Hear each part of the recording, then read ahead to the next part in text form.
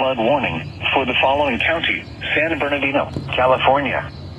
The National Weather Service in Las Vegas has issued a flash flood warning for western Mohave County in northwestern Arizona, San Bernardino County in southern California, until 8:30 p.m. PDT, or 8:30 p.m. Mountain Standard Time.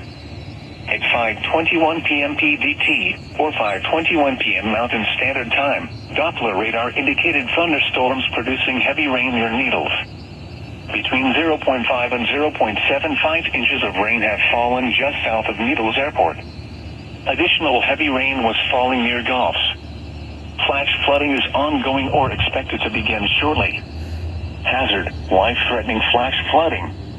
Thunderstorms producing flash flooding. Source: radar. Impact: life-threatening flash flooding of low water crossings, creeks, normally dry washes and roads. Some locations that will experience flash flooding include Needles, Highway 95 and I-40, Arizona Village, Mohave Valley, Mohave Ranch Estates and Willow Valley.